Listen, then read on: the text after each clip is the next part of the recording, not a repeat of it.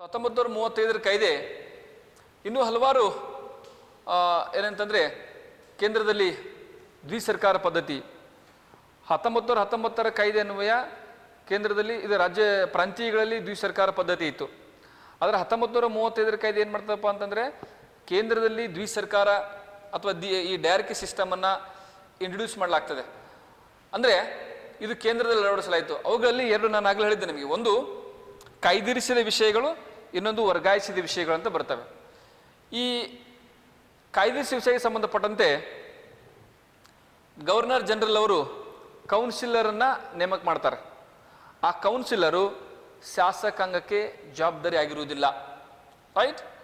So ಇವುಗಳ ಮೇಲೆ ಕಾನೂನು ಮಾಡ್ತಕ್ಕಂಥ ಒಂದು ಜವಾಬ್ದಾರಿ ಗವರ್ನರ್ ಮತ್ತು ಕೌನ್ಸಿಲರ್ ಮೇಲೆ ಇರ್ತದೆ. ಅವುಗಳಲ್ಲಿ ರಕ್ಷಣೆ, ವಿದೇಶಾಂಗ ವ್ಯವಹಾರ ಮುಂತಾದವುಗಳ ಮೇಲೆ ಇವರು ಅಧಿಕಾರವನ್ನು ಚಲಾಯಿಸ್ತಾರೆ. ಇದು ಡೈರಕಿ ವ್ಯವಸ್ಥೆ. ಇನ್ನು ವರ್ಗಾಯಿಸಿದ ವಿಷಯಗಳು, ಇವುಗಳಿಗೆ ಸಂಬಂಧಪಟ್ಟಂತೆ ಶಾಸಕಾಂಗಕ್ಕೆ ಜವಾಬ್ದಾರಿಗಿರ್ತಕ್ಕಂಥ ಒಂದು ಮಂತ್ರಿ ಮಂಡಲ ಏನಿರ್ತದೆ, ಕೌನ್ಸಿಲ್ ಆಫ್ ಮಿನಿಸ್ಟರ್ ಅಂತ ನಾವು ಹೇಳ್ತೇವೆ, ಅವರ ಸಲಹೆಗಳಿಗೆ ಅನುಗುಣವಾಗಿ ಗವರ್ನರ್ ಜನರಲ್ ಅಧಿಕಾರ ಚಲಾಯಿಸ್ತಾರೆ. ಸೊ ಇದು ಸ್ಥಳೀಯ ಸರ್ಕಾರ ಆಗಿರ್ಬೋದು, ಶಿಕ್ಷಣ, ಆರೋಗ್ಯ ಮುಂತಾದವುಗಳ ಮೇಲೆ ಕಾನೂನು ಮಾಡ್ತಕ್ಕಂಥ ಅಧಿಕಾರ ಇದಕ್ಕೆ ಇರ್ತದೆ. ಇನ್ನು ಶಾಸಕಾಂಗ, ಇಲ್ಲಿ ದ್ವಿಸದನ ಶಾಸಕಾಂಗ ಇತ್ತು. ಒಂದು ಫೆಡರಲ್ ಅಸೆಂಬ್ಲಿ ಮತ್ತು council of states. Federal assembly, council of state ಅಂತಿತ್ತು. ಸೊ ಈ ಕೌನ್ಸಿಲ್ ಆಫ್ ಸ್ಟೇಟ್ ಇದು ಯೂಶಲಿ ಮೇಲ್ಸದನ ಅಂದರೆ ಮೇಲ್ಮನವಿ ಅಂತ ನಾವು ಕರಿತೇವೆ. ಸೊ ಇದರಲ್ಲಿ ಒಟ್ಟು 260 ಸದಸ್ಯರನ್ನ ಹೊಂದಿತ್ತು. ಯಾವುದು ಈ ಮೇಲ್ಸದನ. ಇದರಲ್ಲಿ 156 ಸದಸ್ಯರು ಅಂದರೆ 60% of the total seat, that is 260. ಅಂದರೆ 260 ಸದಸ್ಯರಲ್ಲಿ 60% ಸದಸ್ಯರು ಅಂದರೆ 156 ಸದಸ್ಯರು ಬ್ರಿಟಿಷ್ ಇಂಡಿಯಾದಿಂದ ಆಯ್ಕೆಯಾದರೆ 104 ಸದಸ್ಯರು ಏನಂತಂದರೆ ಈ ದೇಶೀಯ ಸಂಸ್ಥಾನಗಳಿಂದ ನಾಮನಿರ್ದೇಶನಗೊಂಡಿದ್ದರು. ಸೊ ಈ ರೀತಿಯಾದಂಥ ದ್ವಿಸದನ ಶಾಸಕಾಂಗ ಇತ್ತು. ಇನ್ನೊಂದು,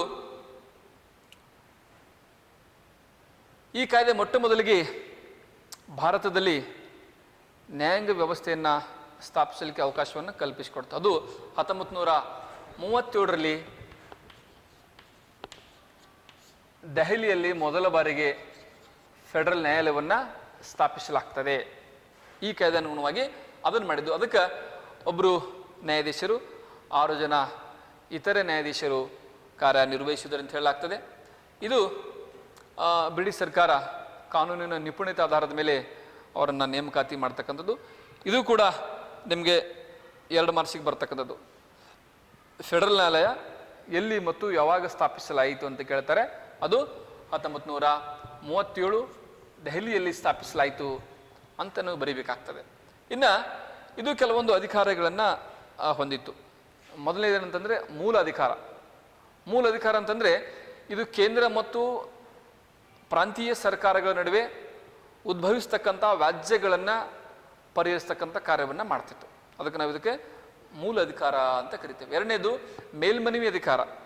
ಅಂದರೆ ಕೆಳ ನ್ಯಾಯಾಲಯದಲ್ಲಿ ನಮಗೆ ನ್ಯಾಯವನ್ನು ಸಿಗದೇ ಇದ್ದ ಸಂದರ್ಭದಲ್ಲಿ ನಾವು ಮೇಲಿನ ನ್ಯಾಯಾಲಯಕ್ಕೆ ಮನವಿಯನ್ನು ಸಲ್ಲಿಸಬಹುದು. ಅದಕ್ಕೆ ನಾವು ಮೇಲ್ಮನವಿ ಅಂತ ಕರಿತೀವಿ.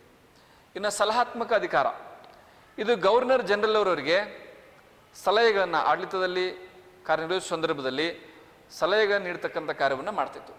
ಇನ್ನು ಕೋರ್ಟ್ ಆಫ್ ರಿಕಾರ್ಡ್, ಇದೊಂದು ರೀತಿಯ ದಾಖಲೆ ನ್ಯಾಯಾಲಯಗಳು. ತಾನು ಮಾಡಿರ್ತಕ್ಕಂಥ ಎಲ್ಲ ರೀತಿಯ ಟ್ರಯಲ್ಗಳನ್ನು, ತನ್ನ ಆದೇಶಗಳನ್ನು ಅದು ಒಂದು ದಾಖಲೆ ರೂಪದಲ್ಲಿ ಇಡತಕ್ಕಂಥ ವ್ಯವಸ್ಥೆ. ಈ ರೀತಿಯಾಗಿ ಇದು ಕಾರ್ಯವನ್ನು ನಿರ್ವಹಿಸ್ತಿತ್ತು. ಇದೊಂದು ಸರ್ವೋಚ್ಚ ನ್ಯಾಯಾಲಯವಾಗಿತ್ತು. ಇದು ಸುಮಾರು 12 ವರ್ಷಗಳವರೆಗೆ ಕಾರ್ಯನಿರ್ವಹಿಸಿ ನಮ್ಮ ದೇಶದಲ್ಲಿ 1950 ಯಾವಾಗ ನಮ್ಮ ಸಂವಿಧಾನ ಜಾರಿಗೆ ಬಂತು, ಅದು ಆ ಒಂದು ಸಂವಿಧಾನ ಜಾರಿಗೆ ಬಂದ ನಂತರ ಆ ನ್ಯಾಯಾಲಯ ಸರ್ವೋಚ್ಚ ನ್ಯಾಯಾಲಯವಾಗಿ ಪರಿವರ್ತನೆ ಆಗ್ತದೆ. ಇನ್ನು ಪ್ರಾಂತೀಯ ಸ್ವಾಯತ್ತತೆ, ಇದು ಭಾಳಷ್ಟು ಪ್ರಮುಖವಾದಂಥದ್ದು. ಪ್ರಾಂತೀಯ ಸ್ವಾಯತ್ತತೆ ಅಂತಂದರೆ ಪ್ರಾಂತ್ಯಗಳಿಗೆ ಮೊದಲು ಸ್ವಾಯತ್ತತೆ ಅಂದರೆ ಸ್ವಾತಂತ್ರ್ಯ ಇರಲಿಲ್ಲ. ನಾವು ಇನ್ನೇನು ಅನ್ಬೋದು, ಪ್ರಾಂತೀಯ ಸ್ವಾತಂತ್ರ್ಯ ಅನ್ಬೋದು. ಮೊದಲು ಪ್ರಾಂತ್ಯಗಳಿಗೆ ಯಾವುದೇ ರೀತಿಯ ಸ್ವಾತಂತ್ರ್ಯ ಇರಲಿಲ್ಲ. 1935ರ ಕಾಯ್ದೆನ್ವಯ ಅವುಗಳಿಗೆ ಒಂದು ಸ್ವಾಯತ್ತತೆಯನ್ನು ಕೊಡಬೇಕು, ಸ್ವಾಯತ್ತ ಆಡಳಿತ ಘಟಕಗಳಾಗಿ ಅವು ಕಾರ್ಯವನ್ನು ನಿರ್ವಹಿಸಲಿಕ್ಕೆ ಆರಂಭಿಸಿದರು. ಈ ಕಾಯ್ದೆ ಏನಪ್ಪ ಅಂತಂದ್ರೆ ಏನು ಹೇಳ್ತದೆ, ಪ್ರಾಂತ್ಯಗಳಿಗೆ ಸ್ವಾತಂತ್ರ್ಯವನ್ನು ಕೊಡಬೇಕು ಅಥವಾ ಸ್ವಾಯತ್ತ ಘಟಕಗಳಾಗಿ ಕಾರ್ಯನಿರ್ವಹಿಸಬೇಕು ಅನ್ನೋದನ್ನು ಒಂದು ಅಂಶದಲ್ಲಿ ಒಳಗೊಂಡಿದೆ. ಇನ್ನು ಇದನ್ನು ಸುಮಾರು 11 ಪ್ರಾಂತ್ಯಗಳನ್ನಾಗಿ ಮಾಡಿತು. ಉದಾಹರಣೆಗಾಗಿ ಮದ್ರಾಸ್, ಬಾಂಬೆ, ಬೆಂಗಾಲ್, ರೈಟ್, ಆಮೇಲೆ ಈ ಬಿಹಾರ್, ಪಂಜಾಬ್, ಸೆಂಟ್ರಲ್ ಪ್ರಾವಿನ್ಸ್ ಆಗಿರ್ಬೋದು, ಇವೆಲ್ಲ ಪ್ರಾಂತ್ಯಗಳನ್ನಾಗಿ ಅದು ಮಾಡಿತ್ತು. ತದನಂತರ ಏನಾಗ್ತದೆ ಅಂತಂದರೆ, ತಾನು 1935 ಕಾಯ್ದೆ ಅಡಿಯಲ್ಲಿ ಏನು ಭಾರತಕ್ಕೆ ಡೊಮಿನಿಯನ್ ಸ್ಥಾನ ಕೊಡಬೇಕಂತ ಹಿಂದಿನ ಒಂದು ಕಾಯ್ದೆಯಲ್ಲಿ ಹೇಳಿದ್ರು ಅವರು, ಆದರೆ ಅದು ಕೂಡ ಈಡೇರಲಿಲ್ಲ. ಆಮೇಲೆ ಈ ಪ್ರಾಂತೀಯ ಸ್ವಾಯತ್ತತೆ ಅಂತೂ ಕೂಡ 1935 ಕಾಯ್ದೆಯಲ್ಲಿ ಹೇಳಿದ್ರು ಕೂಡ ಅಷ್ಟೋ ಸ್ವತಂತ್ರವಾಗಿ ಕಾರ್ಯನಿರ್ವಹಿಸಲಿಕ್ಕೆ ಸಾಧ್ಯವಾಗಲಿಲ್ಲ. ಸೊ ಭಾಳಷ್ಟು ಏನಪ್ಪ ಅಂತಂದರೆ ನ್ಯೂನ್ಯತೆಗಳನ್ನು ಈ ಕಾಯ್ದೆಯಲ್ಲಿದ್ದು, ಅದಕ್ಕಾಗಿ ಭಾರತ ಸರ್ಕಾರದ 1947 ಒಂದು ಸ್ವತಂತ್ರ ಕಾಯ್ದೆ ಕೂಡ ರಚನೆ ಮಾಡಲಾಗ್ತದೆ. ಸೊ ಈ ಕಾಯ್ದೆ ಅನ್ವಯ ಏನಂದರೆ 1935 ಕಾಯ್ದೆಯ ಎಲ್ಲ ಬೇಡಿಕೆಗಳು ಈಡೇರಿಸುವಲ್ಲಿ ವಿಫಲವಾದಾಗ ರಾಜ್ಯಾಂಗ ರಚನಾ ಸಮಿತಿಯನ್ನು ರಚಿಸಬೇಕು ಅಂಥೇಳಿ ಆವಾಗಿನ ರಾಷ್ಟ್ರೀಯ ಕಾಂಗ್ರೆಸ್ 1939 ಮತ್ತೆ ತನ್ನ ಪುನರುಚ್ಚರಿಸ್ತದೆ. ಈ ಬೇಡಿಕೆಯನ್ನು ಬ್ರಿಟಿಷ್ ಸರ್ಕಾರ ತತ್ಕ್ಷಣ ನೀಡುವುದಿಲ್ಲ. ಯಾಕಂತಂದರೆ ಈ ಬೇಡಿಕೆ ಭಾಳಷ್ಟು ಒತ್ತಡ ತಂದಾಗ ಸರ್ಕಾರ ಅವಾಗ ಪರಿಗಣಿಸಿತ್ತು. ಯಾಕಂದರೆ ನಮಗೆ ಈ ಒಂದು ಸಂವಿಧಾನ ರಚನಾ ಸಮಿತಿ ಬೇಕಂತೇಳಿ, ರಾಜ್ಯಾಂಗ ರಚನಾ ಸಮಿತಿ ಬೇಕಂತೇಳಿ ಮೊದಲಿನಿಂದಲೂ ಕೂಗಿತ್ತು. ಆದರೆ ಈ ಸಂದರ್ಭದಲ್ಲಿ ಯಾಕೆ ನೀಡಿದ್ರು ಅಂತಂದರೆ, ದ್ವಿತೀಯ ಜಾಗತಿಕ ಮಹಾಯುದ್ಧ ಆರಂಭ ಆಗಿತ್ತು. ದ್ವಿತೀಯ ಜಾಗತಿಕ ಮಹಾಯುದ್ಧ 1939ರಿಂದ 1945 ನಡೆದಿತ್ತು. ಅಂದರೆ ಇಲ್ಲಿ ಈ ದ್ವಿತೀಯ ಜಾಗತಿಕ ಮಹಾಯುದ್ಧದಲ್ಲಿ ಭಾರತೀಯರ ಸಹಾಯ ಅವರಿಗೆ ಬೇಕಾಗಿತ್ತು.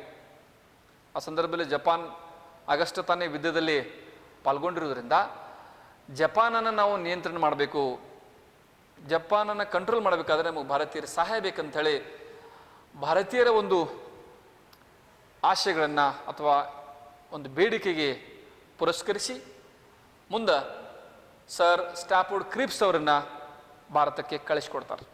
ಸೊ ಕ್ರಿಪ್ಸ್ ಕೂಡ ಭಾರತಕ್ಕೆ ಬರ್ತಾರೆ. ಬಂದು ಅವರು ಕೆಲವೊಂದು ಪ್ರಸ್ತಾವನೆಗಳನ್ನು ಸರ್ಕಾರಕ್ಕೆ ನೀಡ್ತಾರೆ. ಏನಂತಂದರೆ, ಯುದ್ಧ ಮುಗಿದ ನಂತರ ಭಾರತಕ್ಕೆ ಸಂವಿಧಾನ ರಚಿಸಿಕೊಳ್ಳಲು ರಾಜ್ಯಾಂಗ ರಚನೆ ಸಮಿತಿ ಮಾಡಲಿಕ್ಕೆ ಬ್ರಿಟಿಷ್ ಸರ್ಕಾರ ಅವಕಾಶವನ್ನು ಕೊಡಬೇಕು ಯುದ್ಧ ಮುಗಿದ ನಂತರ. ಆಮೇಲೆ ಭಾರತಕ್ಕೆ ಡೊಮಿನಿಯನ್ ಸ್ಥಾನಮಾನ ಕೊಡಬೇಕಂಥೇಳಿ ಇದು ತನ್ನ ಶಿಫಾರಸನ್ನು ಮಾಡ್ತದೆ. ಆದರೆ ಈ ಶಿಫಾರಸನ್ನು ಎರಡೂ ತಿರಸ್ಕಾರ ಮಾಡ್ತಾವೆ, ರೈಟ್. ಯಾಕಂದರೆ ಈಗ ನಮ್ಮ ಸಹಾಯವನ್ನು ಪಡೆದುಕೊಂಡು ನಾಳೆ ಕೊಡದಿದ್ರೆ ಹೇಗೆ ಅಂತಕ್ಕಂಥ ಉದ್ದೇಶದಿಂದ ಮುಸ್ಲಿಂ ಲೀಗ್ ಮತ್ತು ಭಾರತೀಯ ರಾಷ್ಟ್ರೀಯ ಕಾಂಗ್ರೆಸ್ ಇವೆರಡೂ ಕ್ರಿಪ್ಸ್ ಅವರ ಒಂದು ಪ್ರಸ್ತಾವನೆಯನ್ನು ತಿರಸ್ಕಾರ ಮಾಡಿ ಆವಾಗ ಕ್ವಿಟ್ ಇಂಡಿಯಾ ಮೂಮೆಂಟ್ ಸ್ಟಾರ್ಟ್ ಆಗ್ತದೆ. 1942ರಲ್ಲಿ ಭಾರತ ಬಿಟ್ಟು ತೊಲಗಿ ಅಂತಕ್ಕಂಥ ಚಳವಳಿಯನ್ನು ಆರಂಭ ಮಾಡ್ತಾರೆ. ಸೊ ಇಷ್ಟು ಈ ಒಂದು 1947 ಕಾಯ್ದೆ ರಚನೆ ಆಗಲಿಕ್ಕೆ ಇರತಕ್ಕಂಥ ಹಿನ್ನೆಲೆ. ಸೊ ಅವಾಗೇನಾಗ್ತದೆ, ಈ ಸಂದರ್ಭದಲ್ಲಿ ಇಂಗ್ಲೆಂಡ್ನಲ್ಲಿ ಸಾರ್ವತ್ರಿಕ ಚುನಾವಣೆ ನಡೀತದೆ. ಈ ಚುನಾವಣೆಯಲ್ಲಿ ಲೇಬರ್ ಪಕ್ಷ ಅಧಿಕಾರಕ್ಕೆ ಬರ್ತದೆ.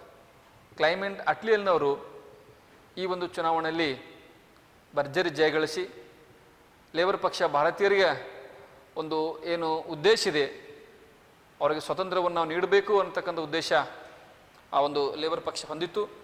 ಸೊ ಭಾರತದ ಸಮಸ್ಯೆಯನ್ನು ಬಗೆಹರಿಸುವಲ್ಲಿ ಭಾಳಷ್ಟು ಅವರು ಪ್ರಾಮಾಣಿಕ ಒಂದು ಕಾರ್ಯವನ್ನು ಕೂಡ ಮಾಡ್ತಾರೆ.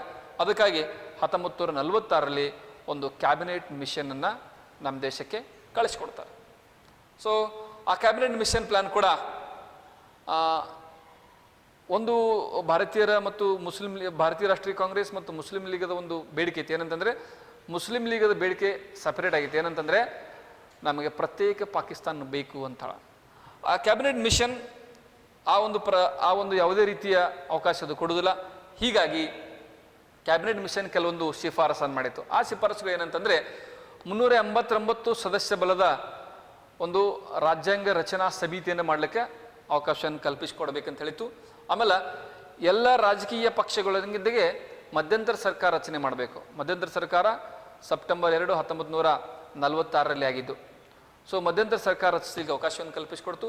ಆಮೇಲೆ ಬ್ರಿಟಿಷ್ ಇಂಡಿಯಾ ಮತ್ತು ಭಾರತದ ರಾಜ್ಯಗಳೊಂದಿಗೆ ಒಂದು ಒಕ್ಕೂಟವನ್ನು ರಚನೆ ಮಾಡಲಿಕ್ಕೆ ಅವಕಾಶ ಕೊಡಬೇಕಂತ ಹೇಳ್ತು. ಆಮೇಲೆ ಪ್ರತ್ಯೇಕ ರಚನೆ ಅಂದರೆ ಪ್ರತ್ಯೇಕ ಪಾಕಿಸ್ತಾನ ರಚನೆ ಅವಕಾಶ ಇಲ್ಲ ಅಂತ ಹೇಳ್ತು. ಸೊ ಈ ಒಂದು ಪಾಯಿಂಟ್ ಆಗಿರೋದ್ರಿಂದ ಏನಂತಪ್ಪ ಅಂತಂದರೆ ಮುಸ್ಲಿಂ ಲೀಗ್ ಇದು ಕೂಡ ಒಪ್ಪಲಿಲ್ಲ. ಅದಕ್ಕೆ ಮತ್ತೇನು ಮಾಡ್ತಾರೆ ಅಂತಂದರೆ 1947ರಲ್ಲಿ ಮೌಂಟ್ ಬ್ಯಾಟನ್ ಅವರ ಒಂದು ನೇತೃತ್ವದಲ್ಲಿ ನಿಯೋಗ ಭಾರತಕ್ಕೆ ಬರ್ತದೆ. ಅವರು ಭಾರತಕ್ಕೆ ಅಧಿಕಾರವನ್ನು ಹಸ್ತಾಂತರಿಸಲಿಕ್ಕೆ ಬಂದಂಥ ಒಂದು ನಿಯೋಗ.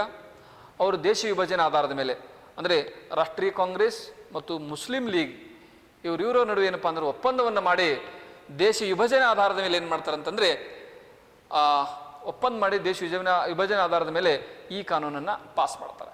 ಸೊ 1947ರ ಕಾಯ್ದೆಯ ಪ್ರಮುಖ ಅಂಶಗಳು. ರೈಟ್. ಸೊ ಇನ್ನುಳಿದ ಭಾಗವನ್ನು ಏನಪ್ಪ ಅಂದರೆ ನಾವು ಮುಂದಿನ ವಿಡಿಯೋದಲ್ಲಿ ನೋಡೋಣ.